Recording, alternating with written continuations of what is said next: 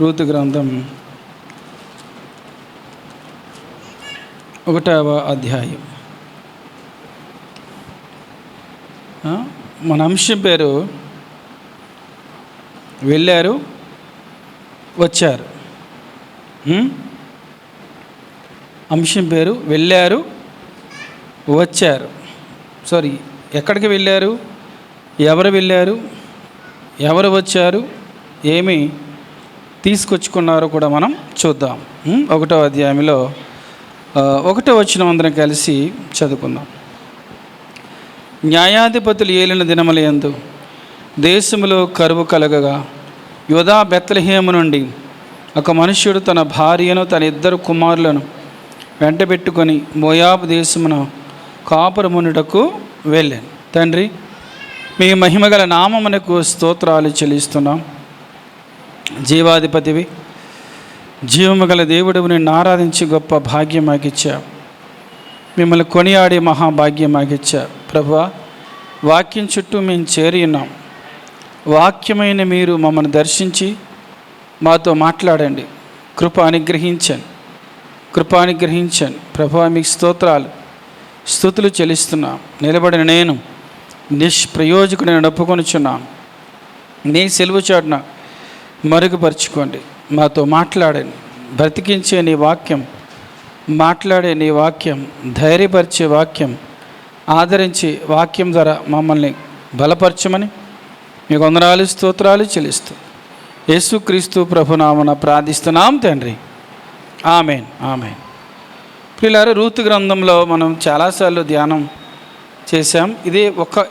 ఇదే పాయింట్లో ఉండం కానీ మనం కొన్ని ప్రాంతాలకు మనం బైబిల్లో కొంతమంది జీవితాల యొద్ద కూడా మనం వెళ్ళొస్తాం. ఇక్కడ దేశంలో కరువు వచ్చింది. ఆ కరువును భరించలేక యజమాని తండ్రి ఈ రోజున ప్రపంచం అంతా కూడా ఇంటర్నేషనల్ ఫాదర్స్ డే, ప్రపంచ తండ్రుల దినోత్సవం జరుపుకుంటూ ఉంటారు కదా. మరి పిల్లలైన వారు మీ పేరెంట్స్కి, మీ తండ్రులకి హ్యాపీ ఫాదర్స్ డే చెప్పొచ్చారా? మర్చిపోయారు కొంతమంది. సరే, చెప్పడం అనే ప్రాముఖ్యం అది కాదు, కానీ వాళ్ళని ప్రేమగా చూసుకోవడం ప్రాముఖ్యం అది. సరే, ఇక్కడ ఒక తండ్రి ఉన్నాడు. ఆ తండ్రి పేరు ఎలీమెలెకు. ఎవరైనా ఎలీమెలెకు అనే పేరుకి అర్థం ఏంటంటే నా దేవుడు నా రాజు, నా దేవుడు నా రాజు. ఈయన ఏం చేశాడంటే దేశంలో కరువు వచ్చింది కదా అని చెప్పి వేరే దేశానికి వెళ్ళిపోవడానికి అంతా కూడా ప్రణాళిక సిద్ధం చేసుకున్నాడు. అప్పటికి వీళ్ళ దగ్గర బాగానే ఉంది పాపం. ఆ నయోమి అంటది, నేను సమృద్ధి గలదాననే వెళ్తునంటది. అంటే బాగానే ఉంది. అయినప్పటికీ కూడా ఎందుకో వెళ్దామని బయలుదేరేవారు కాపురమునుటకు వెళ్ళాను అని ఉంది. ఇక్కడ వెళ్ళారు. అక్కడికి వెళ్ళిన తర్వాత ఏమైపోయిందంటే బతుకులన్నీ ఖాళీ అయిపోయాయి. ఏమైపోయినాయండి? ఖాళీ జీవితాలు. యజమాని చనిపోయాడు, అంటే తండ్రి చనిపోయాడు, కుమారులు చనిపోయారు, కోడళ్ళు విధవరాలు అయిపోయారు, తల్లి అత్తగారి విధవరాలు అయిపోయింది, ఖాళీ బతుకులు అయిపోయాయి. వెళ్ళకూడని ప్రదేశానికి వెళ్ళారు, మొత్తం ఏమైపోయారండి? ఖాళీ అయిపోయారు. ఇక్కడ మన జీవితాల్లో కూడా కొన్ని సందర్భాల్లో ఈ లోకంలో ప్రజెంట్ కదా, క్లబ్స్ అంటారు, పబ్స్ అంటారు, సంథింగ్ ఏమంటారో తెలియదు. చాలామంది కష్టపడి డబ్బులన్నీ తీసుకొని ఆ లోపలికి వెళ్తారు. వెళ్ళిన తర్వాత ఏం చేస్తారు? జూదాలు ఆడతారు. ఆడినప్పుడు బయటకు వచ్చిన వాడు ఎలా వస్తారు? ఖాళీ చేతులతో తిరిగి వస్తారు. నా చిన్నప్పుడు సందర్భం వాడు గుర్తుకొస్తుంది. అప్పుడు నేను 5th క్లాసు 4th క్లాసు చదువుతున్నట్టును. సమ్మర్లో మా ఊరు బయట ఒక గుడి దగ్గర తిరణాల్లాగా జరుగుతూ ఉంటాయి. చిన్నగా జరుగుతున్నప్పుడు ఆ డే టైం అంతా ఊరంతా ముగ్గమ్మాడు. ఆయన ముగ్గు అమ్ముతారు కదా, రిక్షాలో తీసుకొచ్చి ఊరంతా ముగ్గు అమ్మాడు. మా ఊరు అమ్మాడు, పక్క ఊరు అమ్మాడు. సాయంత్రం ఇంటికి వెళ్ళిపోతున్నాడు. మా ఊరి మీదుగా ఇంకో 3 కిలోమీటర్లు దాటి ఇంకో ఊరు వెళ్ళాలి. పగలంతా అమ్ముకుంటూ వచ్చాడు ముగ్గు. అక్కడ సాయంత్రం అప్పట్లో మా చిన్నప్పుడు దాని పేరు గుండాట అనేవారు. చిన్నపిల్లలు కాబట్టి అక్కడ అలా చూస్తూ ఉన్నాం. చూస్తుంటే ఇతను ఆడటం మొదలుపెట్టి ఆడాడు. అరగంట ఆడాడు. రూపాయి కూడా లేదు ఆయన దగ్గర. మొత్తం అన్నీ కూడా అయిపోయినాయి. ఇప్పుడు ఖాళీ చేతులతో ఇంటికి వెళ్తున్నాడు. రోజంతా ఎండలో పడి ముగ్గమ్మేడు. అప్పుడు మాకు పిల్లలందరికీ చూసాం, అరే పాపం ఈ అంకుల్ పొద్దున్నంతా ఎండలో ముగ్గమ్మేడు. ఇప్పుడు ఇంటికి వెళ్ళేటప్పుడు ఏం పట్టుకెళ్తున్నాడు? రూపాయి కూడా ఇంటికి పట్టుకెళ్ళట్లేదు. అంటే ఏంటంటే, ఇది ఎగ్జాంపుల్ ఎందుకు చెప్తున్నానంటే, దేవుడికి ఇష్టం కాని ప్రదేశానికి మనం వెళ్ళినా, దేవునికి ఇష్టం కాని ప్రదేశానికి మనం ప్రయాణం చేసినా, దేవునికి ఇష్టం లేని ప్రదేశాలకి మనం ఎక్కడికైనా వెళ్ళినా కానీ తిరిగి వచ్చినప్పుడు ఎలా వస్తామంటే మనం ఖాళీగానే వస్తాం. ఏమీ లేదు పాపం, అన్నీ కూడా ఖాళీ జీవితం. ఇక్కడ తండ్రిగా ఒక రాంగ్ స్టెప్ వేశాడు. ఒక మంచి నిర్ణయం తీసుకోకుండా ఒక చెడ్డ నిర్ణయం తీసుకున్నాడు. పేరుకు తగ్గట్టుగా ఆయన జీవించలేకపోయాడు. నా దేవుడు నా రాజు ఎలిమెలు కంటే. ఈరోజున మనకు కూడా దేవుడి పేర్లు పెట్టబడ్డాయి. కొంతమంది బాప్టిజం ఇచ్చినప్పుడు మార్చుకున్నారు, కొంతమంది మార్చుకోలేదు. అయినప్పటికీ కూడా యేసుక్రీస్తు ప్రభువారు, దేవుని వాక్యం అంటుంది, నా పేరు పెట్టబడిన నా జనులు, నువ్వు పేరు మార్చుకున్నా మార్చుకోకపోయినా ఆ పేరుతో కాదు చెప్పేది, మనందరికీ ఆయన పేరు పెట్టబడింది. ఏం పేరు? ఆయన పేరు యేసు అనే నామం మన నొసట పైన ముద్ర వేయబడింది. ఆ పేరుకు తగ్గట్టుగా పేతురు గారు కూడా అంటారు, ఎవడైనా క్రైస్తవుడైనందుకు బాధపడుతున్నాడా, సిగ్గుపడగా ఆ పేరుని బట్టి దేవుని మహిమపరచాలంటాడు. మన క్రైస్తవులము అని ఒక పేరుంది, దేవుని బిడ్డలము అని ఒక పేరుంది, యేసుక్రీస్తు ప్రభువారి తన స్వరక్తమిచ్చి కొనబడిన బిడ్డలము అని పేరుంది. ఆ పేరుకు తగ్గట్టుగా భూమి మీద ఎలా ఉండాలి? మనం జీవించాలి. పేరుకు తగ్గట్టుగా మనం జీవించాలి. ఇక్కడ నా దేవుడు నా రాజు అంటే, రాజు అంటే ఎవరు? పరిపాలన చేసేవాడు, ప్రభుత్వం చేసేవాడు. నా దేవుడు నన్ను పరిపాలన చేస్తాడని అర్థం. ఈ బెత్లెహేములో కరువు వచ్చినప్పుడు, దేశంలో కరువు వచ్చినా కానీ నా దేవుడు నన్ను పరిపాలిస్తాడు అనే సంగతి ఆయన మనసుకు తెచ్చుకోలేదు. చుట్టుపక్కల కరువు ఉన్నా కానీ, వర్షాలు పడకపోయినా, పంటలు పండకపోయినా, రాబడి లేకపోయినా కానీ నా దేవుడే నాకు రాజుగా ఉన్నాడు అనే విధానంలోకి, క్రియలలోకి రాలేదు ఆయన. పేరుకు తగ్గట్టుగా నా దేవుడు నా రాజుని పేరుకు తగ్గట్టుగా జీవితము లేదు. ఇప్పుడు రోజున తండ్రులైన వారు, తల్లులైన వారు, మన జీవితాల్లో మనం పేరుకు తగ్గట్టుగా దేవుని మీద ఎంత ఆధారపడుతున్నాం, పేరుకు తగ్గట్టుగా మనం ఎంత ఆధారపడుతున్నాం. వెళ్ళకూడని ప్రదేశానికి వెళ్ళి నిండు కొండగా వెళ్ళారు, ఏమైపోయారు? అక్కడ ఓటు కొండలు అయిపోయారు. అక్కడ ఎండమాములుగా మారిపోయారు. అక్కడ ఏ నిరీక్షలేని వాళ్ళ బ్రతుకులు అక్కడ మారిపోయినాయని మనం ఇక్కడ గమనం చేయవచ్చు. ఇంకొక వ్యక్తి ఉన్నాడు, ఇంకొక తండ్రి, ఆయన గురించి కూడా మనం చూద్దాం. ఒకసారి రండి, ఆదికాండం 13వ అధ్యాయం 10, 11, 12. ఆదికాండం 13వ అధ్యాయం.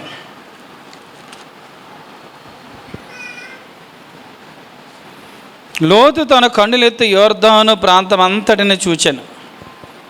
యెహోవా సొదొమ గొమొర్రా అను పట్టణములను నాశనం చేయక మునుపు సోయరుకు వచ్చే వరకు అదంతయు యెహోవా తోట వలెను ఐగుప్తు దేశం వలెను నీళ్లు పారి దేశమై ఉండెను. కాబట్టి లోతు తనకు యోర్దాను ప్రాంతమంతటిని ఏర్పరచుకొని తూర్పుగా ప్రయాణం చేశాను. అట్లు వారు ఒకరినొకరు వేరైపోయిరి. అబ్రహాము కనానులో నివసించెను.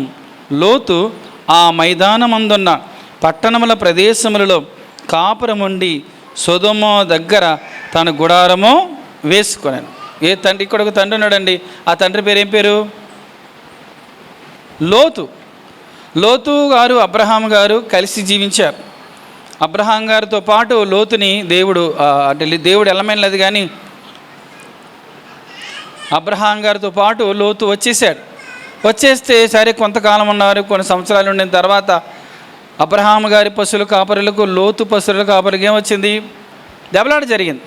కొట్టుకుంటూ ఉన్నారు, తలకాయలు పగిలిపోతూ ఉన్నాయి, కొట్టుకుంటూ ఉన్నారు. అప్పుడు అబ్రహాం గారు చెప్పారు, లోతు నీవు నేను బంధువులం, వాళ్ళు కొట్టుకుంటే మనకు మనస్పర్ధలు ఎందుకు? కాబట్టి మన పశు సంపదలకి సరిపోవట్లేదు, ప్లేస్ ఇరికైపోతుంది. కాబట్టి మన ఇద్దరు విడిపోదాం.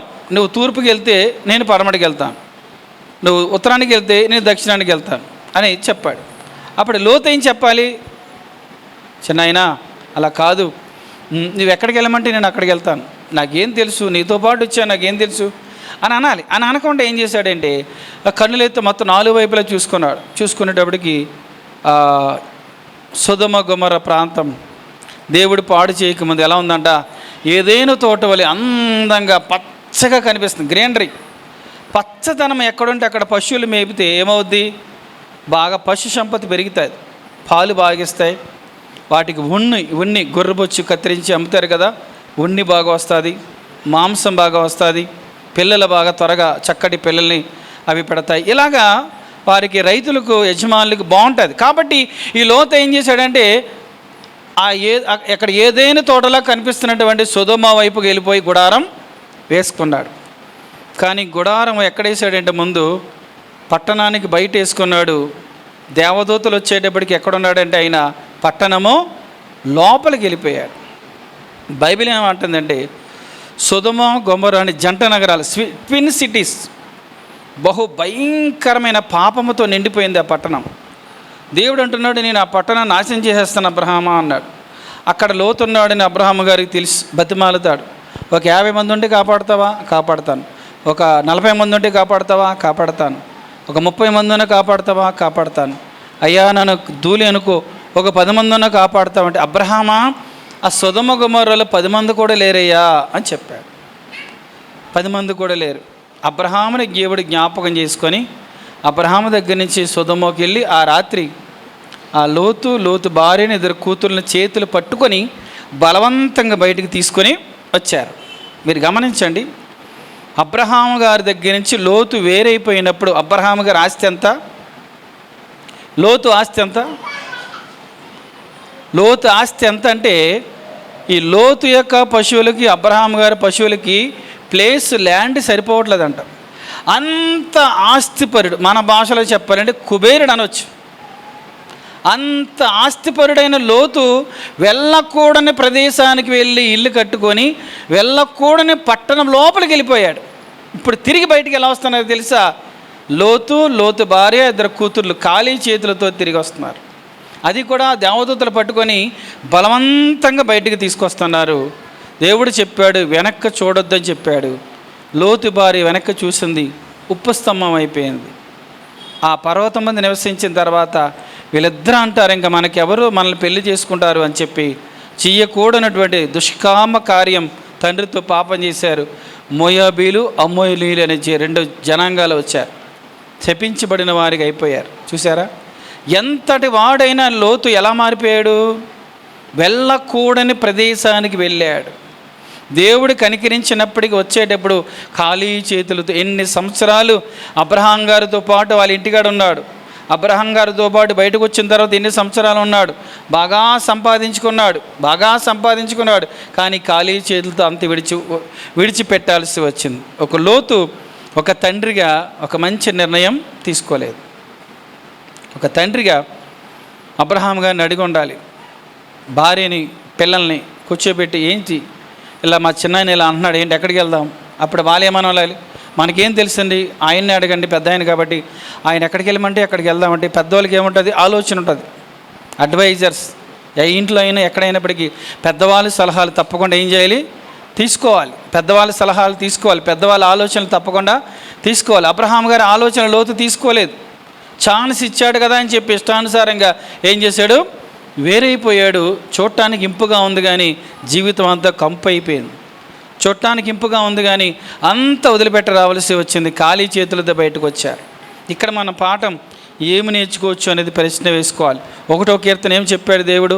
దుష్టుల ఆలోచన చొప్పున నడవక, పాపుల మార్గమున నిలవక, అపహాసకులు కూర్చుండు చోటున కూర్చోవద్దంట. నిలవద్దు, కూర్చోవద్దు. ఈయన ఎక్కడున్నాడు? సొదొమ గొమొర్రా మనుషులు ఎలాంటి వారని బైబిల్ చెబుతుంది? దుష్టులు అనంది. కానీ ఎక్కడున్నాడు ఆయన?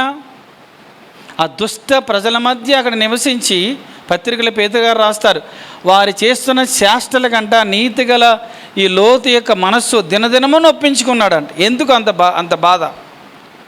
నొప్పించుకోవటం ఎందుకు? త్వరగా ఇక్కడ పరిస్థితి బాగోలేదు, ఏం చేయాలి? వెంటనే అక్కడ మూటములు సర్దుకొని పరిగెత్తుకొచ్చేయాలి. వచ్చేసి అబ్రహాము, బాబా ఏంటి ఎక్కడ ఉండమంటున్నాను? అక్కడ పరిస్థితి బాగోలేదు, అమ్మో భయంకరం, అనవసరంగా వెళ్ళి నేను ఏం చేయాలి? అబ్రహాం గారి దగ్గరికి వచ్చేసి ఉండవలసింది.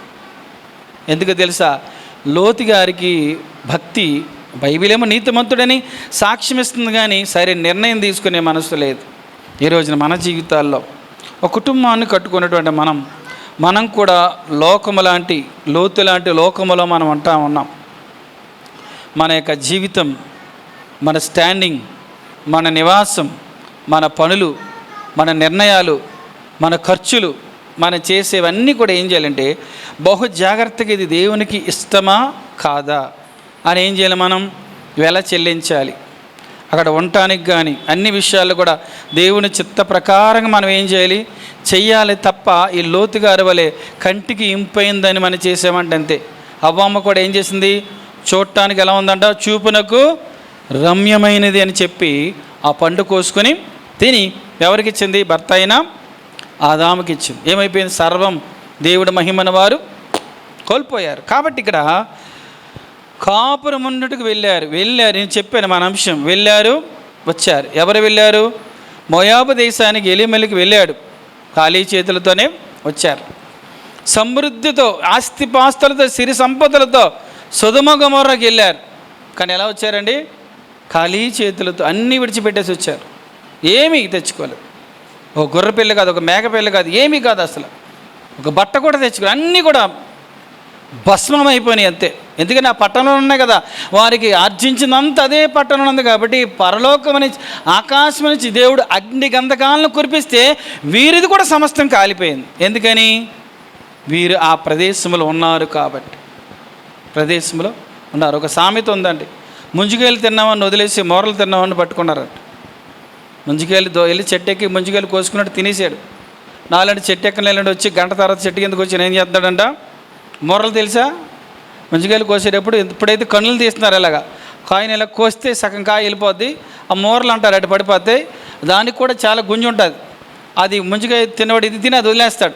చెట్లు ఎక్కలేని ఏం చేస్తారంటే వెళ్ళి మెల్లగా ఆ మూరలకు తింటా కూర్చుంటారు. అప్పుడు యజమాని వచ్చి ఏం చేస్తాడు, ఆ మూరలు తినవాడిని పట్టుకుని ఆ చెట్టు ఎక్కడం రాదురా బాబా అని విండవు. ఏం చేస్తాడు, నువ్వు ఎక్కకుండా ఎందుకు తిన్నావు, ఈయన తీసుకెళ్ళిపోతాడు. వాళ్ళ పరిస్థితి అదే అయింది. లోతు ఏం పాపం చేయలేదు ఆ పట్టణంలో. లోతు ఏమి ఆ పట్టణంలో దుష్టుడిగా జీవించలేదు, మంచిగానే జీవించాడు. కానీ దుష్టులున్న ప్రదేశంలో ఉన్నాడు కాబట్టి ఏమైపోయిందండి, వాళ్ళతో పాటే. కాబట్టి ఈ రోజున మన జీవితాల్లో కూడా మనం ప్రార్థన చేయాలి. అలాంటి వారి కొరకు ఆ ప్రదేశాలు అంటే అలాంటి ఆలోచనలు కానీ, అలాంటి నిర్ణయాలు కానీ, అలాంటి పరిస్థితులు కానీ మనం సమీపించినప్పుడు ఏం చేయాలంట, పారిపోమ్మంటున్నాడు. తిమోతితో అంటాడు పౌలు గారు, నీ యవనేచ్ఛలను విడిచి పారిపోమ్మంటాడు. మనం ఏదైతే మన జీవితాన్ని పాడు చేస్తుందని మనకు తెలుస్తుందో ఆ ప్రదేశాన్ని విడిచి మనం ఏం చేయాలంట, పారిపోవాలని దేవుని వాక్యమే సెలవిస్తుంది. ఈ రెండు కూడా ఇప్పుడు నెగిటివ్ అంటే వారు వెళ్ళారు, నష్టపోయి తిరిగి వచ్చారు. ఇప్పుడు పాజిటివ్ చూద్దాం. ఎవరు విడిచిపెట్టి వచ్చారు, ఏం పొందుకున్నారో ఇప్పుడు చూద్దాం. ఇదే రుత్ గ్రంథం 1వ అధ్యాయం 6వ వచనం, 1-6. సరే, చాలా సంవత్సరాలు అయిన తర్వాత ఆ దేశంలో దేవుడు కరుణించాడని తెలిసింది.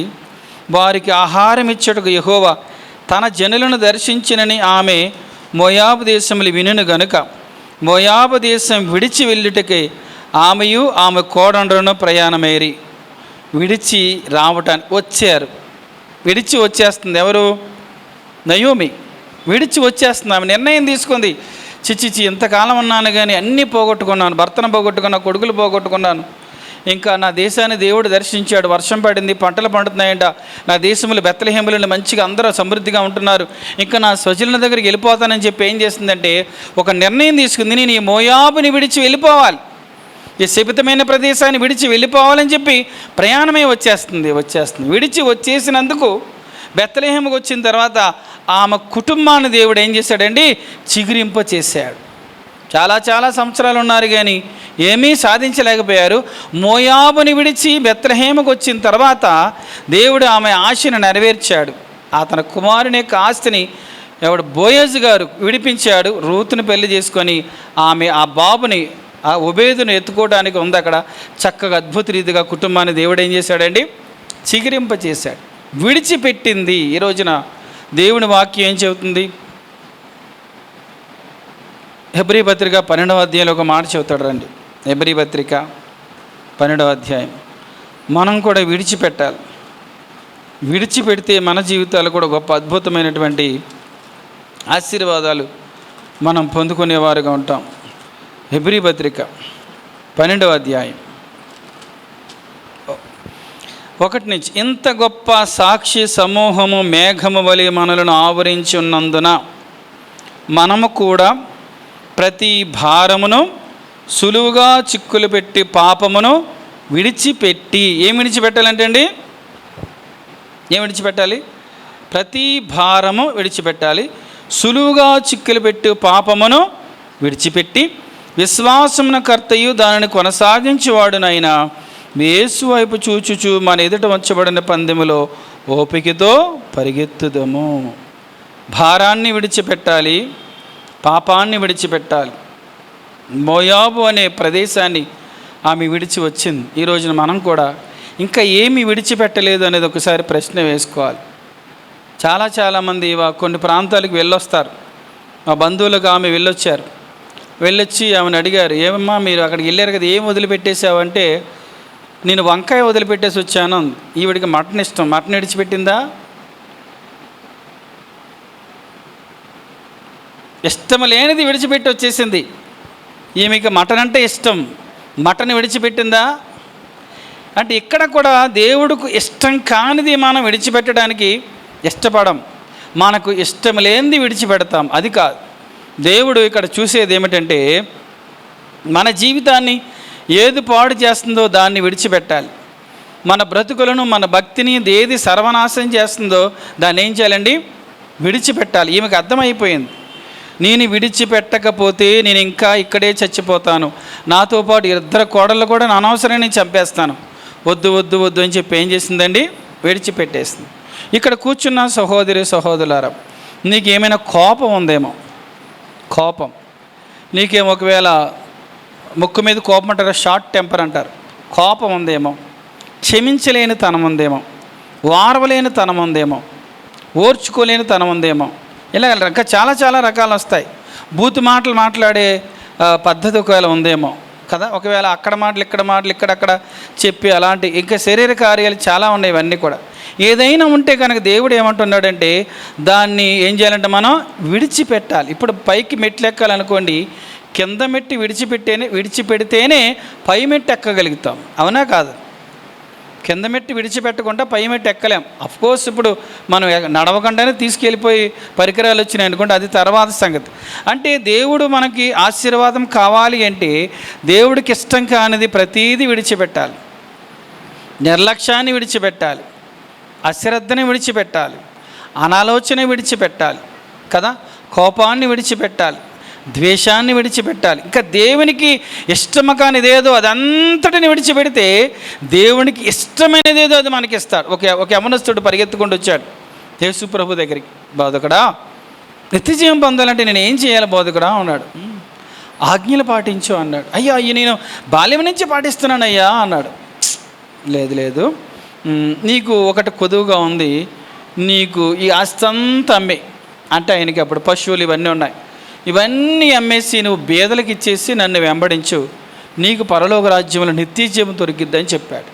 అక్కడ బైబిల్ ఏం రాయబడిందంటే, అతడు మిగులు ఆస్తి గలవాడు గనుక ముఖము చిన్నబుచ్చుకొని ఏం చేశాడంట?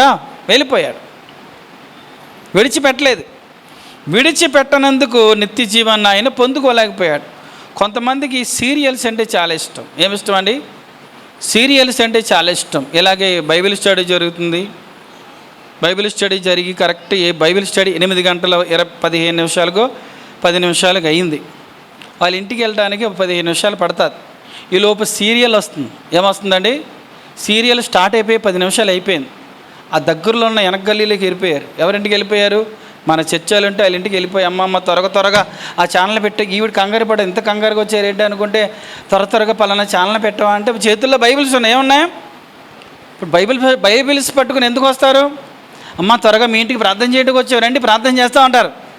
బైబిల్స్ చెంగిలి పెట్టి ఆవిడకి ఆశ్చర్యం, ఎప్పుడు రాను మా ఇంటికి వచ్చారంటే అనుకుంటుంది ఆవిడ. త్వరగా ఛానల్ పెట్టమ్మా, ఎందుకంటే అమ్మయ్యా అదే అక్కడ వరకు అయింది, కొంచెం అయింది, ఎక్కువ అవ్వలేదులే అని ఏం చేశారంట? సీరియల్ అయ్యే వరకు చూశారు. అప్పుడు ఇంటికి వెళ్ళారు. అంటే ఏం విడిచిపెట్టుకోరు? ఆ టైంకి అది చూసేయాలంతే, అది టైంకి అక్కడికి వెళ్ళిపోవాలంతే, ఆ టైంకి అది తీసి. అలాగ మనకి ఇష్టం, కొన్ని ఇష్టం అని వదిలిపెట్టడానికి ఇష్టపడం. కానీ దేవుని వాక్యం అంటుందండి, సులువుగా చిక్కులు పెట్టు పాపాలంటండి. ఎలాంటివి ఏంటండి? సులువుగా చిక్కులు పెట్టే పాపాలంట. అవన్నీ కూడా ఏం చేయాలి? విడిచిపెట్టాలి. కొంతమంది బ్రదర్స్ ఉంటారు, ఉప్పు ఎక్కువైందనుకోండి, ఒళ్ళు దగ్గర పెట్టి ఉండలేవా? ఉప్పు తక్కువైందనుకోండి, నేనేమైనా ముసలోని అనుకున్నావా ఏంటి? ఇలాగ రకరకాలుగా ఉప్పు ఎక్కువైన కోపమే, ఉప్పు తక్కువైన కోపమే కదా. రకరకాలుగా ఎలా ఉంటుంది అక్కడ.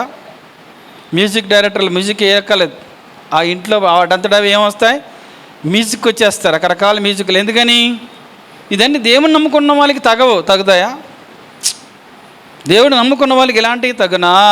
కాదు కాదు కాదు. దేనికంటే ఈ మాట చెప్తున్నానంటే, ఆయన పేరు మనకు పెట్టబడింది.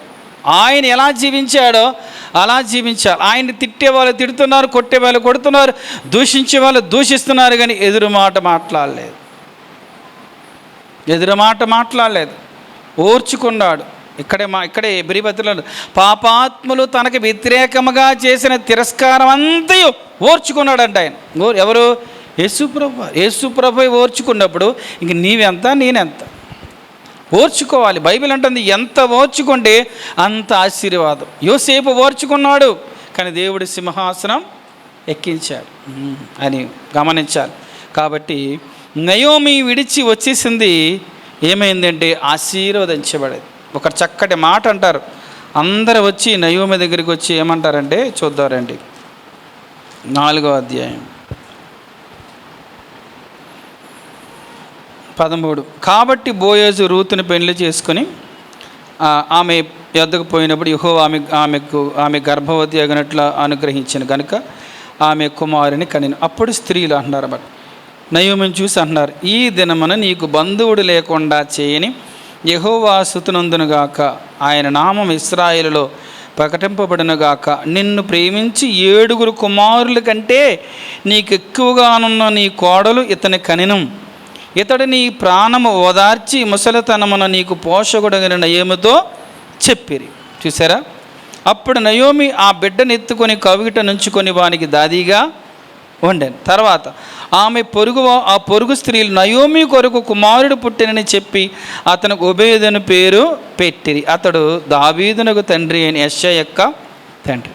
ఈమె విడిచిపెట్టింది కాబట్టి ఇప్పుడు ఎన్ని పొగడ్తలో, నీ కొరకు దేవుడు కుమారుని ఇచ్చాడు, నీ ముసలితనమందు నీకు పోషకుడు పుట్టాడు, నీకు 7 కుమారుల కంటే ఎక్కువగా ఉన్న నీ ప్రియమైన కోడలు నీకు కుమారుని కన్ని నీ ఒడిలో పెట్టిందని చెప్పి ఎంతో ఆమె ఆనందానికి అవధులేవు.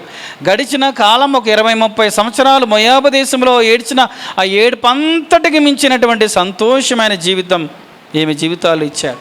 ఎందుకో తెలుసా? నా గోనెపట్టు విడిపించి ఉల్లాస వస్త్రం ధరింపచేసావు, నా కన్నీటి నువ్వు నాట్యముగా మార్చివేసావు అన్నట్టుగా మొయాబు దేశంలో ఆమె కన్నీటిని బెత్లెహేములో నాట్యముగా మార్చేశాడు. మొయాబు దేశంలో గోనెపట్టు లాంటి జీవితం బెత్లెహేములో ఏం చేశాడండి? ఉల్లాస వస్త్రముతో నింపేశాడు. ఈ రోజున మన జీవితాల్లో కూడా ఏం చేయాలంటే, దేవుడికి ఇష్టం కానిది పట్టుకున్నంతసేపు కూడా మనకిష్టమైనది దొరకటం కష్టం. అది గుర్తుపెట్టుకొని మనం ఆలోచించాలి. అదేవిధంగా గమనం చేస్తే రండి, లూకా సువార్త 5వ అధ్యాయం 11వ వచనం. లూకా 5:11. పేతురు గారి దగ్గరికి యేసుక్రీస్తు ప్రభువారు వచ్చారు. ధోని దగ్గరికి వచ్చారు, బోధించారు, ధోని లోపలికి నడిపించమన్నారు. వలవేమంటే ఏలినవాడ రాత్రి అంతా వేసేయమన్నాడు. లేదు కుడివైపున వేయమని చెప్పాడు. చేపలు విస్తారంగా పట్టినాయి. ఆ చేపల రాశిని చూసి ఆశ్చర్యమైపోయి బోధకుడా, నేను ప్రభువా, నన్ను పాపిని నన్ను విడిచిపోమ్మని చెప్పాడు. అప్పుడు యేసు ప్రభు చెప్పారు, రా నన్ను వెంబడిస్తే నువ్వు మనుషులు పట్టి జాలరగా చేస్తానని చెప్పాడు. ఇప్పుడు ఇక్కడ ఏం జరిగిందో చూద్దాం. 5:11. వారు దోణులను దరికి చేర్చి సమస్తముని విడిచిపెట్టి ఆయనను వెంబడించారు. ఏముందంటే ఇక్కడ దేవుడు ఏమి రాయించాడు? దోణులను దరికి చేర్చి సమస్తముని విడిచిపెట్టేసి ఆయనను వెంబడించారు. యేసు ప్రభు కూడా అంటున్నారు, ఎవడైనా నన్ను వెంబడింపగోరిన ఎడలా తన్ను తాను ఉపేక్షించుకొని తన సిలువనెత్తుకొని నన్ను వెంబడించాలన్నాడు. సమస్తమును విడిచిపెట్టి అంటున్నాడు కదా. ఈ రోజున పేతురు గారు ఒక సందర్భంలో ఇలాగ వచ్చేసిన తర్వాత కొంతకాలమైన తర్వాత యేసు ప్రభు ఉన్నారు, వీళ్ళందరూ ఉన్నారు. ఇదిగో అని అన్నాడు. అందరు వచ్చి ఏం ప్రసంగం ఏమంటాడు? ఇదిగో బోధకుడా, మేము సమస్తం విడిచిపెట్టి నిన్ను వెంబడించాం, మాకు ఏం దొరుకుతుంది అన్నాడు.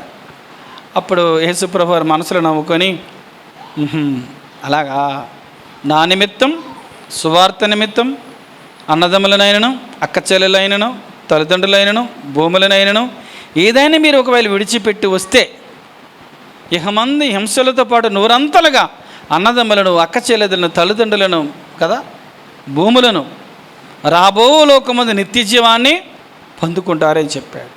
ఇంకా ఈ 12 మంది అపోస్తలుల పేర్లు ఎక్కడుంటాయంట? 12 ఈ పరలోక రాజ్యపు పునాదుల మీద వ్రాయపడతాయని చెప్పాడు.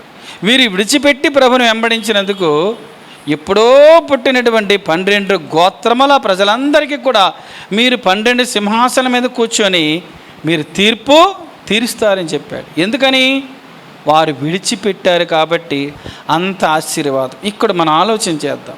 మరి యేసుక్రీస్తు ప్రభువారి యొద్దకు వచ్చిన మనం ఏమి విడిచిపెట్టి వచ్చాం? ఏమి త్యాగం చేశాం? అబ్బా, మేము మానేసామండి. ఏం మానేశారు? బొట్టెట్టుకుంటాం మానేసామండి, మేము పూజలు కడుతుంటాం మానేసామండి, నేను అక్కడికి వెళ్ళటం మానేసానండి. ఇది మంచిది ఏమీ కాదంటలేదు, ఇవన్నీ మానేసి ఇంకేం మానేసాం?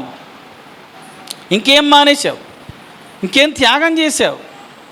త్యాగము లేనిది ఆశీర్వాదము లేదు. ఆదికాండం నుంచి ప్రకటన గ్రంథం వరకు ఎవరినైనా దీవించబడ్డారు అంటే వారి జీవితంలో త్యాగపూరితమైన జీవితం జీవించారు. త్యాగపూరితమైన జీవితం. వారి జీవితాలు త్యాగం చేసేసారు. వారి కుటుంబాలు త్యాగం చేసేసారు. వారి యవన జీవితాన్ని కొంతమంది, వారికి నడివయసుల జీవితాన్ని కొంతమంది, వారి దేహాన్ని త్యాగం చేశారు. ఇలాగ రకరకాలుగా వారి యొక్క కోవలను బట్టి, వారి విధానం బట్టి వారు ఏం చేశారంటే త్యాగపూరితమైన జీవితం. పేతురు గారు ముత్తాతల నుంచి అదే సముద్రంలో వలలు పట్టేవారు, త్యాగం వదిలిపెట్టేశారంతే. జబదయి కుమారుల గురించి అయితే ఆ తండ్రి దోణిల దగ్గర ఉండి వీరు వలలు బాగు చేస్తున్నారు పనివారు, అక్కడ కూర్చొని వీళ్ళు కూడా పని చేపిస్తూ ఉన్నారు. యేసుప్రభు వారు అక్కడికి వచ్చారు. వీళ్ళిద్దరూ యేసుప్రభు వైపు చూశారు, నన్ను వెంబడించండి అన్నారు. అంతే.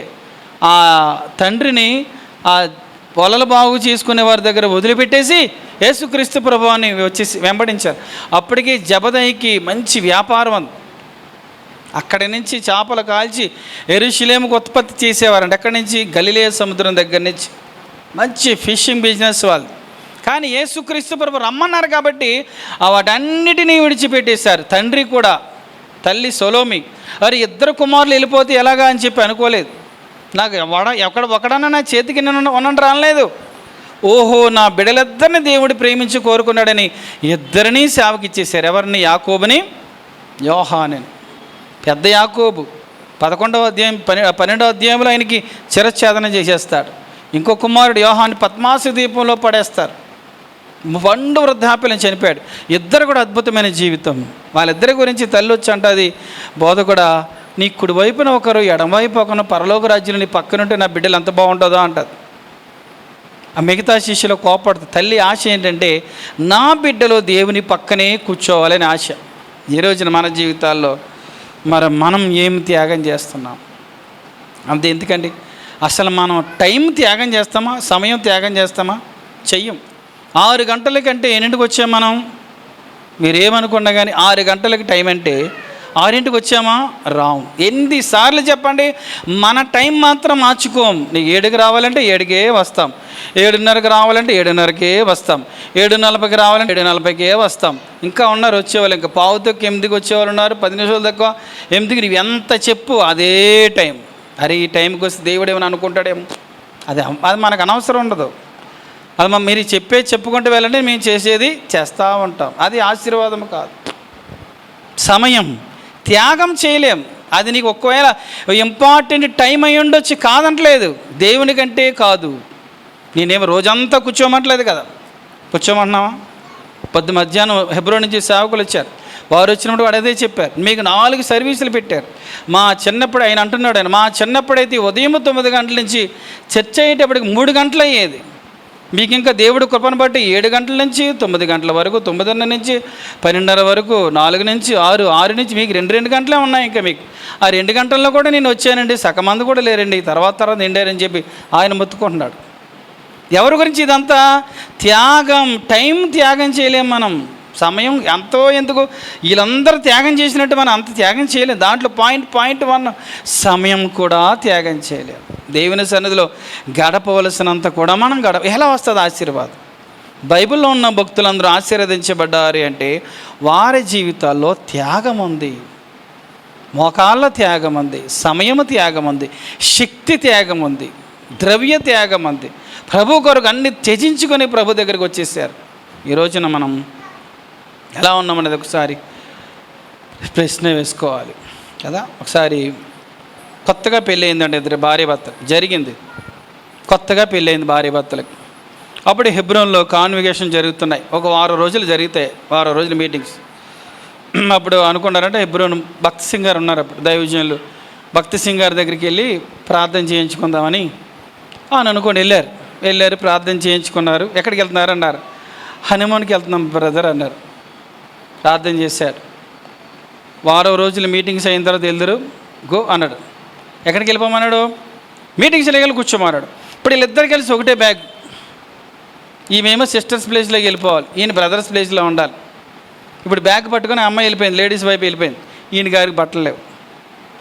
ఇప్పుడు ఎక్కడోళ్ళు అక్కడెక్కడ వెళ్ళవు, అక్కడోళ్ళు ఇక్కడికి వెళ్ళకూడదు. మొత్తానికి తిప్పలు పడే వారం అయిపోయింది. మీటింగ్లో పాలు పొందారు. మీటింగ్ వారం అయిపోయింది. బ్రదర్ ప్రార్థన చేయండి అంటే ప్రార్థన చేశారు. చెన్నైలో కాన్వికేషన్ ఉంది, అది అయిన తర్వాత వెళ్ళిపోతారు అన్నారు. మళ్ళీ అక్కడి నుంచి అట్నుంచేటే చెన్నై తీసుకెళ్ళిపోయారు. చెన్నైలో వారం రోజులు మీటింగులు, వారం రోజులు అయిపోయిన తర్వాత మళ్ళీ వచ్చారు. ప్రార్థన చేయనా, హనుమాన్కి వెళ్తారా అన్నాడు. లేదు బ్రదర్, మీరు ప్రార్థన చేయండి, ఎక్కడికైనా సేవకి వెళ్ళమంటే మేము వెళ్తాం. అయిపోయింది. మరి మనం ఎవరైనా వాళ్ళకి ఎవరంటే మీరు అలా ఎవరు చేస్తారా? అయ్యో బ్రదర్, 6 months బ్యాక్ మేము టికెట్లు తీసేసుకున్నాం, హోటల్ కూడా బుక్ చేసేసుకున్నాం, అన్నీ సర్దేసుకున్నాం. అయ్యో మీకేం తెలుసు అసలు జీవితం గురించి, ఎంజాయ్మెంట్ గురించి మీకేం తెలుసు అని ఉంటాం. నోరు మెదపలేదు. మంచి చదువుకున్నవారు నోరు మెదపకుండా ఆయన మాటలు కట్టుబడి జీవించారు, కట్టుబడి దేవుని సన్నిధిలో గడిపారు. ఇప్పుడు అద్భుతమైనగా దేవుని సేవ చేస్తున్నారు వేరే రాష్ట్రంలో. అప్పుడున్న ఆ నవ దంపతులు ఈ రోజున మన జీవితాల్లో అప్పుడున్న సేవకులు కానీ మిషనరీలు కానీ వారి సుఖాన్ని, సౌఖ్యాన్ని, సంతోషాన్ని అన్నీ కూడా త్యాగం చేసి వారు వచ్చి మన మధ్య గొప్ప సేవ చేస్తే ఈ రోజున మనం సౌఖ్యంగా ప్రభు సన్నిధిలో మనం గడపగలుగుతున్నాం. ఇప్పుడు మనం త్యాగం చేస్తేనే ఏమైనా మన వెనకాల తరం వారు ప్రభువుని ఏం చేస్తారంటే సంతోషంగా ఆరాధిస్తారు. అది మనం గుర్తుపెట్టుకొని పేతురు గారు సమస్తముని విడిచిపెట్టి ఆయన వెంబడించినందుకు పరలోక రాజ్యంలో నిత్య జీవము దొరికింది. పరలోక రాజ్యంలో గొప్ప హోదా దొరికింది. నీకు నాకు పరలోక రాజ్యంలో మంచి హోదా దొరకాలి అంటే ఇక్కడ ప్రభు కొరకు ఏం చేయాలి? ఆయన్ని మనం వెంబడించి ఆయన్ని ఆరాధించాలి. ముందుకెళ్దాం. ఇప్పటికి ఎంతమంది జీవితాలు చూసాం? ఎన్నో కన్నులైనా కానీ అని అంటారా? ఎంతమంది జీవితాలు చూసాం? ఫస్ట్ ఎవరి గురించి చూసాం? ఎలీమెలెకు. తర్వాత ఎవరి గురించి చూసాం? లోతు. ఆ రెండు నెగిటివ్ పాయింట్స్. వెళ్ళారు, వచ్చారు, సమృద్ధిగా వెళ్ళారు, ఖాళీగానే వచ్చేసారు. ఇంకా తర్వాత ఎవరు చూసాం? నయం. విడిచి వచ్చేసింది, చిగురించబడింది. పేతురు గారు విడిచి వచ్చేసారు ప్రభు కొరకు. ఏమైపోయింది? ధన్యుడయ్యాడు. ఇప్పుడు ఇంకోటి చూద్దాం. ఇది ఋతు గ్రంథం 2వ అధ్యాయం. పొలంలోకి వెళ్ళింది, ఖాళీ చేతులతో ఒక పొలంలోకి వెళ్ళింది. ఆ పొలంలోకి పరిగెరు కొట్టుకు వెళ్ళింది. అత్తగారి యొక్క ఆవిడకి చెప్పి వెళ్ళింది, సరే ఇల్లమ్మా అని చెప్పింది. పొలంలోకి వెళ్ళాడు, ఖాళీ చేతులతో వెళ్ళింది. 2వ అధ్యాయంలో 3వ వచనం. కాబట్టి ఆమె వెళ్ళి పొలంలోనికి వెళ్ళింది. వెళ్ళి ఏం చేస్తుంది? పరిగెరుకుంది. సాయంకాలం అయిపోయిన తర్వాత ఇంటికి వస్తుంది. 17వ వచనం. కాబట్టి 2:17. కాబట్టి ఆమె అస్తమయము వరకు ఆ చేనులో ఏరుకొనుచు తాను ఏరుకొనిన దానిని దొలగొట్టగా అవి దాదాపు తూమెడు ఎవలాయను. 24 కేజీలు ఎవలైనాయి. 24 కేజీలు. ఎలా వెళ్ళిందని పొలంలోనికి? ఖాళీ చేతులతో పొలంలోనికి వెళ్ళింది. ఒక పెద్ద మూట మోసుకొని పేలాలు అత్తగారికి ఇక్కడ కట్టుకొని చుట్టుకొని మూట మోసుకొని అలాగ అత్తగారి ఇంటికి వెళ్ళి ఆ ఎవలు దించేటప్పటికి అత్తగారు ఆశ్చర్యపోయింది. అమ్మా, ఎవరు నీ అందు దయ చూపించారు? అంటే పలానా పలానా అంటే ఇంకా ఆవిడ ఆనందానికి అవదలే. ఈరోజు నా ఫలము దేనికి గుర్తు అంటే దేవుని మందిరానికి గుర్తు. ఫలం అంటే దేవుని సంఘం, దేవుని మందిరం. దేవుని మందిరానికి మనం వచ్చేటప్పుడు ఎలా వస్తామంటే ఖాళీ హృదయాలతోనే వస్తాం. ఎలా వస్తాం? ఖాళీ హృదయాలతోనే వస్తాం. వచ్చినప్పుడు దేవుడు మనల్ని పంపించేటప్పుడు దేంతో పంపిస్తాడో చూద్దారండి. 36వ కీర్తన 7, 8, 9 వచనాలు. దేవా, నీ కృప ఎంతో అమూల్యమైనది.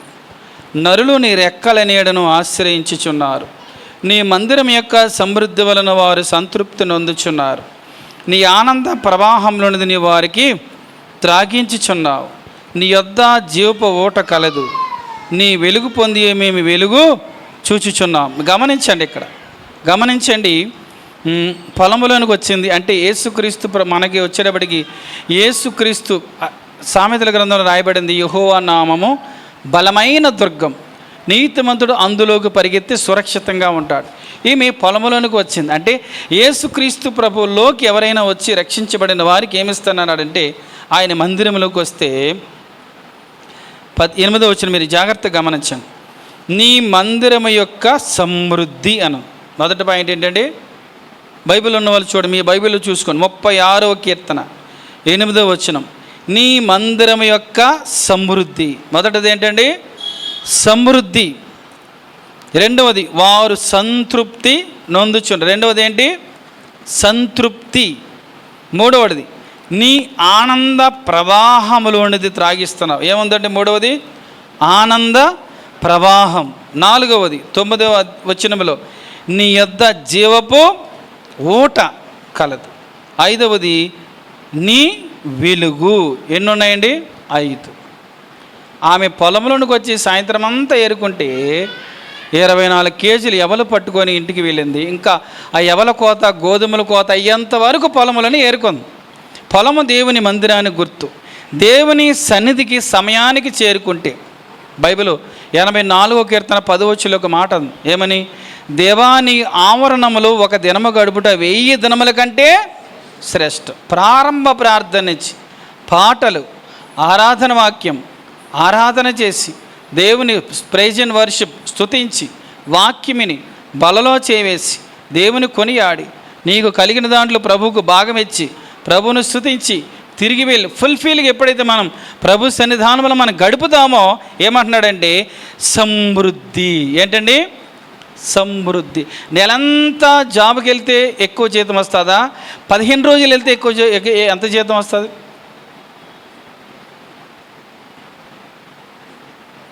నెలంతా వెళ్తే ఫుల్ శాలరీ వస్తుంది కదా. నామం కల చూస్తారు ఎందుకు?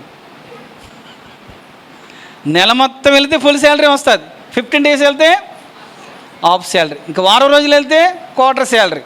సేమ్ అంతే. మందిరానికి వచ్చి ఫుల్ఫిల్గా నువ్వు గడిపితే నీకు ఫుల్ శాలరీ. అంటే ఏంటి? సమృద్ధి.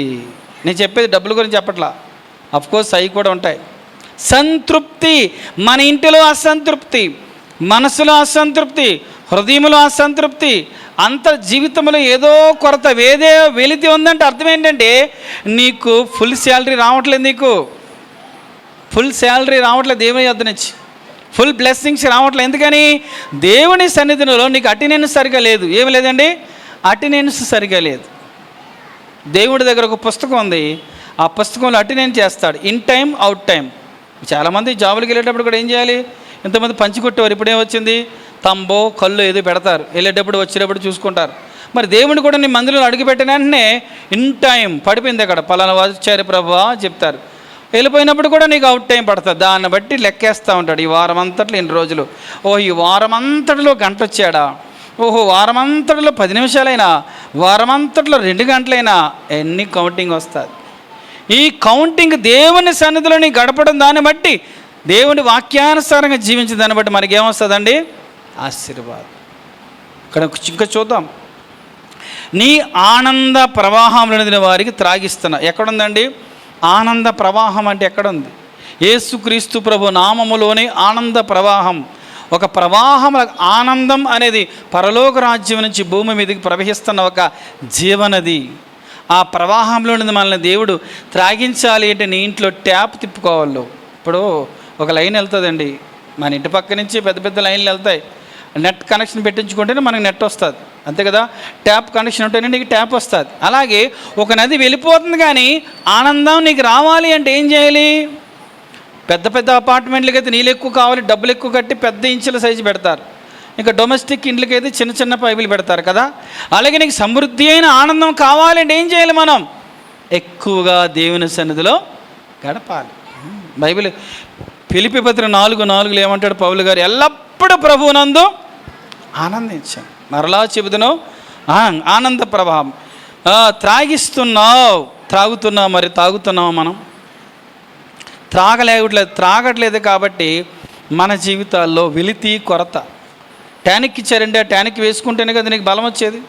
పరలోక రాజ్యం నుంచి వచ్చే ఆనంద ప్రవాహంలోనిది నువ్వు తాగితేనే నీకు ఆనందం వస్తుంది. Yes or no? కరెక్టా కాదా? నీళ్ళు ఇంటిలోనే ఉన్నాయి, నీళ్ళు తాగితేనే ఆనందం. చిన్న పొద్దున కుర్రని తీసుకొచ్చారు, ఆ నీటికి ఎక్కడ సూదులు కూర్చున్నా బ్లడ్ ఆడికి సెలైన్లు ఎక్కట్లేదన్న. ఎందుకు ఎక్కట్లేదంటే ఆ బాడీలో డీహైడ్రేషన్ అయిపోయిందన్న, వాటర్ తాగట్లేదన్న. నీళ్ళు తాగట్లేదు కాబట్టి వాడికి కూర్చున్న మందు వెళ్ళట్లేదంట, వెనక్కి వచ్చేస్తుంది. ఎందుకని? వాడి బాడీలో నీళ్ళు లేవు. అంటే మన జీవితాల్లో ఆనందం అనేది దేవుడు పంపుదాం అనుకున్నా రావట్లేదు. కారణం ఏంటి? ఆనంద ప్రవాహం లేదు. మనం ఏం చేయాలండి? త్రాగాలి. ఎక్కడొస్తుంది అది? మందిరంలోనికి లింక్ ఉంది. ఎక్కడి నుంచి? పరలోక రాజ్యం. యాకోబు పడుకున్న దగ్గర తలగడ పెట్టుకొని రాయి తీసుకొని పడుకుంటాడు. పడుకున్నప్పుడు కింద నుంచి పైకి ఒక నిచ్చెన వెళ్తుంది. ఆ నిచ్చెన నిలిచి దేవదూతలు ఎక్కుతున్నారు, దిగుతున్నారు. అమ్మో ఇది గలేదు, అమ్మో భయంకరమైన ప్రదేశం ఇది, ఇక్కడ దేవుడు ఉన్నాడు అని దీనికి బేతేల్ అని పేరు పెట్టాడు. బేతేల్ అంటే దేవుని నివాసం. ఆ నివాసంలోని దేవుడు, ఆ దేవదూతలు అంటే నిచ్చెన మీద ఎక్కుతున్నారు, దిగుతున్నారు. అంటే ఇప్పుడు ఆ ప్రదేశం ఏంటి? బేతేల్ అంటే దేవుని నివాసం, అంటే దేవుని మందిరం. దేవుని మందిరంలో నుంచే నీకు నాకు ఎక్కడి పరలోకం నుంచి ఆనంద ప్రవాహం అనేది ఎక్కడ వస్తుందండి? మందిరం. అది గుర్తుపెట్టుకోవాలి, చాలా ప్రాముఖ్యం. నీ యొద్ద జీవపు ఓట, జీవజలం అన్నదేమో పరలోకం రాజ్యంలో ఉంది, ఓట ఏమో మందిరంలో ఊరుతుంది. ఎక్కడ ఊరుతుందండి? మందిరంలో. మరి ఊరిలో చూసారా, చెరువు ఎక్కడో ఉంటుంది, ఓట ఎక్కడో వస్తుందా? పరలోక రాజ్యంలో జీవనది ఉంది, ఓట ఎక్కడొస్తుందంటే మందిరంలోనే ఓట వస్తుంది. మా ఓటలన్నీ ఆయన యందే ఉన్నాయంటున్నారు. ఈ రోజున ఆ ఓట నువ్వు తాగుతున్నావు. ఎక్కడ అన్నాడు? నీ వెలుగు పొంది మేము వెలుగు చూచున్నాం. వెలుగు యోహాను సువార్త 1వ అధ్యాయంలో రాయబడింది యేసు ప్రభు గురించి. నిజమైన వెలుగు ఉండెను, అది లోకంలోనికి వచ్చి ప్రతి మనిషిని వెలిగిస్తుంది. నీతిమంతుల కొరకు వెలుగును, యథార్థ హృదయాల కొరకు ఆనందమును విత్తబడ్డాయంట. మన కొరకు విత్తాడు, వెలుగుని విత్తాడు, ఆనందాన్ని విత్తాడు. ఎవరు కోసుకోవాలి? మనమే కోసుకోవాలి. ఇదంతా దేని గురించి చెబుతున్నానంటే, రూతు పొలంలోనికి వెళ్ళి ఖాళీ చేతులతో వెళ్ళింది, సమృద్ధితో పొలంలోంచి బయటకు వచ్చింది. యవల కోత, గోధుమల కోత ఎంతవరకు అదే పొలంలో నిలకడగా ఉంది. వేరే బోయేజ్ అంటాడు, అమ్మా నీవు కుమారి ఈ పొలముని విడిచి వేరే పొలానికి వెళ్ళదు, ఇక్కడే నిలకడగా ఉండి నా పనికెత్తలేద్ద ఉండి పరిగేరుకో అంటాడు. ఇంకా పొలములో అడుగు పెట్టిన తర్వాత వేరే పొలంలోకి అడుగు పెట్టలేదు. ఈ రోజుల్లో ఏమైపోయిందండి? ఈ మాట చెప్పాలి. ఒకరు సంఘానికి ఒక 2-3 వారాలు వస్తారు, అబ్బాయి ఇక్కడేం బాగోలేదు, మాకేం అచ్చిపొడి రాలేదు. ఇంకో సంఘానికి వెళ్తారు, అబ్బాయి ఇక్కడ అచ్చిపొడి రాలేదు. ఇంకో సంఘానికి వెళ్తారు, అబ్బాయి ఇక్కడ. ఈ జీవితం అంతా తిరగటమే సరిపోద్ది. జీవితం అంతా తిరగటమే సరిపోద్ది. నీకు ఒక్కటి గుర్తుపెట్టుకోవాలి, మనం పెద్ద సంఘమైనా, ఏ సంఘమైనా, చిన్న సంఘమైనా, సంఘాల్లో అంతా కూడా ఒకటే బైబిల్ ఉంటుంది. ప్రదేశాలను బట్టి దేవుడు దీవించడు, మన జీవితం బట్టి దేవుడు, అది గుర్తుపెట్టుకోవాలి బాగా. ప్రదేశాలను బట్టి దేవుడు ఎక్కడ, బైబిల్ ఎక్కడ కూడా అలా చెప్పలేదు. ఎందుకంటే భూమిని బట్టి కానీ, కన్స్ట్రక్షన్స్ బట్టి కానీ, ఉన్న విధానం బట్టి కాదు, ఎక్కడ కాదు. మన జీవించే జీవితం బట్టి దేవుడు దీవిస్తాడు. మన ప్రవర్తన బట్టి, మన త్యాగం బట్టి, మన ఆలోచన బట్టి, మన విధానం బట్టి, మన భక్తిని బట్టి కదా ఆశీర్వదిస్తారు తప్ప నువ్వు మందిరాలు గలగలగలగల మార్చుకుంటూ వెళ్ళే కానీ ఎక్కడ తిరిగినావు అక్కడ మళ్ళీ ఇక్కడికే రావాలి. చాలామంది అలాగే వచ్చారు, తిరిగి అని వచ్చామన్నా వాళ్ళు ఏమనుకుంటా, god bless you, thank you, వచ్చే కదా సంతోషం. తర్వాత ఒక్కో మాట చెబుతారు, అక్కడికి వెళ్ళాను కానన్నా వదిలే ఈయన ఎందుకు వెళ్ళి పోనే ఎక్కడికి వెళ్ళినా ప్రయోజనం కాదు. మన జీవితంలోనే ఉంటుంది, మన జీవించే విధానంలో ఉంటుంది. బైబిల్ అర్థం చేసుకునే విధానంలో ఉంటుంది, యేసు ప్రభువుని వెంబడించే విధానంలో ఉంటుంది, ఆయనలో ఆనందిస్తూ ఆయన కొరకు త్యాగపూరితమైన జీవితం బట్టే మనకు ఆశీర్వాదం. కాబట్టి ఇక్కడ మనం అర్థం చేసుకున్నట్లయితే వెళ్ళింది పొలంలోకి, ఆ పొలానికి యజమానురాలు అయిపోయింది. ఏమైపోయిందండి? పొలానికి యజమానురాలు అయిపోయింది. ఈ రోజున యేసుక్రీస్తు ప్రభువారు మనకి శిరస్సుగా ఉన్నాడు. పరలోక రాజ్యం వెళ్ళిన తర్వాత పరలోకానికి యజమానులు ఎవరవుతారు? మనమే. మనల్ని వారసులుగా చేశాడు, అక్కడ హక్కుదారులుగా చేశాడు. అది పొందాలి అంటే ఇక్కడ మనం నమ్మకంగా జీవించాలి. చివరి పాయింట్ నేను చెప్పి నేను ముగిస్తాను. యోసేపు గురించి ఆదికాండం 37వ అధ్యాయం 28వ వచనం. ఆదికాండం 37:28.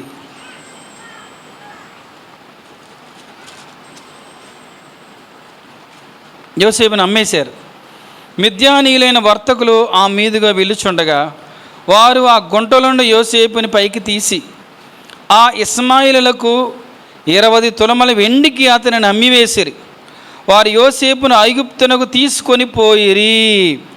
వెళ్ళిపోయారు. ఎక్కడికి వెళ్ళిపోయాడు ఈయన? ఐగుప్తు దేశానికి వెళ్ళిపోయాడు. తీసుకెళ్ళిపోయారు, ఒక్కడనే తీసుకెళ్ళారు. అమ్మేశారు కాబట్టి బట్టలు కూడా ఏమి ఉండవు, కొంచెం పంచికట్టు మాత్రం కడతారంతే, చేతులకి కాళ్ళకు సంకీళ్ళు వేసేస్తారంతే. రోడ్డు మీద ఒక పశువును అమ్మినట్టుగా బేరం పెడతారు. యోసేపుని అలా సంతలో తీసుకొచ్చి పెట్టారు. ఆ సంతలోకి వచ్చి కొనుక్కుంటారు. భుజాలు చెక్ చేసి, పళ్ళు చెక్ చేసి, వీపు మీదకు చరిసి చెక్ చేసి, పాదాలు చెక్ చేసి ఇడు బాగా పనిచేస్తాడని చెప్పి కొనుక్కుంటారు. యోసేపుని పోతిఫరాలో కొనుక్కున్నాడు. కొనుక్కొని పాలేరుగా పెట్టుకున్నాడు. పాలేరుతనం చేసేటప్పుడు కూడా అక్కడున్న పాలేరులకి ఇన్ఛార్జి యోసేపుని కింద పడేసి పీకి మీద తొక్కేస్తూ ఉంటాడు. చాలా బాధించాడు. అలాగా దేవుని వైపు చూసుకుంటూ వెళ్ళాడు. మెట్టుకు దేవుడు ఆ దేశానికి ప్రధానమంత్రిగా చేసేసాడు. తర్వాత యాకోబుకు తెలిసింది, ఈ ఫరో అంటాడు, మీ నాన్నగారు అందరిని తీసుకొచ్చాయి, ఇక్కడ మనం పోషిద్దాం అంటాడు. అందరూ 70 మంది వచ్చారు. తర్వాత 430 సంవత్సరాలు దాటిన తర్వాత బయటికి ఎలా వెళ్ళారండి? లక్షలాది మంది బయటకు వచ్చారండి. మన పాయింట్ ఏంటి? వెళ్ళారు, వచ్చారు. యోసేపు ఒక్కడే వెళ్ళాడు. కట్టు బట్టలు కూడా లేవు, ఓన్లీ సింపుల్ ఒక వస్త్రం మాత్రం తన దేహం అది ఉంది.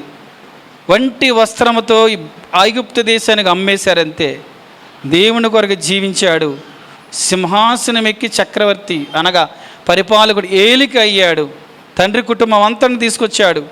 గోషేను ప్రాంతంలో పోషించుకున్నాడు. యోసేపు ఎరుగని రాజు వచ్చినప్పటికీ దేవుడు వీరికి తోడుగా ఉన్నాడు. 430 సంవత్సరాలు అయిన తర్వాత బయటకు వస్తున్నారని మిక్కిలి సంపాద్యంతో బయటకు వచ్చారు. కారణం ఏంటో తెలుసా?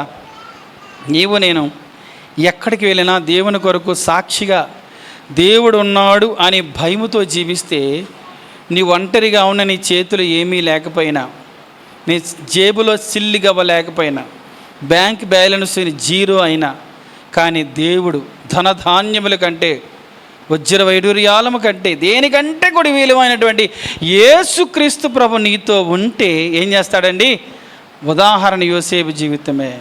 బానిసగా ఒక పాలేరు కంటే అధ్వారం, బానిస అంటే స్లేవ్ అంటే అసలు కొట్టినా అడిగే దిక్కే ఉండదు అసలు. అలాంటి స్థితిలో వెళ్ళిపోయాడు ఆయన. ఆ సంఖ్యల్లో ఇనుము ఆయన దేహాన్ని నొప్పించిందంటారు. అంటే ఏంటి? కట్టేశారు చేతులు కాళ్ళు, అంతగా ఆయన ట్రీట్ చేశారు. అలాంటి యోసేపుకు తోడుగా ఉన్నాడు. బయటకు వచ్చినప్పుడు సిరి సంపదలతో బయటకు వచ్చారు. ఈ రోజున ఒకవేళ నీవు కూడా కష్టపడుతున్న బానిసలాగా, లేదంటే ఒక కష్టాల్లో బాధల్లో నలిగిపోతున్నావేమో, కానీ ప్రభు కొరకు మనం జీవించామంటే ఉన్నతమైన స్థితితో మనల్ని బయటికి ఏం చేస్తాడండి? తీసుకొస్తాడు. ఎవరెవరి గురించి చూసాం? ఎలిమెలెకు, లోతు, బ్యాడ్ ఫాదర్స్, సరే నిర్ణయాలు తీసుకోలేదు కాబట్టి ఖాళీ చేసేసుకున్నారు అంత జీవితాన్ని. తర్వాత ఎవరి గురించి చూసాం? గుడ్ మదర్, మంచి తల్లిగారు ఏం చేశారంటే విడిచి వచ్చేసినందుకు ఏమైపోయింది? ఆనందముతో ఆమె జీవితాన్ని నింపేశాడు. పేతురు గారు ఏం చేశారు? విడిచి వచ్చేసాడు. దేవుడు ఆయనకి ఏమిచ్చాడు? పేతురుని కేఫా అనబడతా, నీ మీద నా సంఘాన్ని కడతాను, తాళపు చెవులు నీకు ఇస్తానని చెప్పాడు. అద్భుతం. ఈరోజున నీవు నేను దేవుని కొరకు విడిచిపెట్టమన్నప్పుడు ఏం చేయాలి? విడిచిపెట్టాలి. కోపము, క్రోధము, దేవుడికి ఇష్టం కానిది అన్నీ కూడా ఏం చేయాలంట? పాతి పెట్టేయాలంట, సమాధి చేసేయాలి. తర్వాత ఏం చూసాం?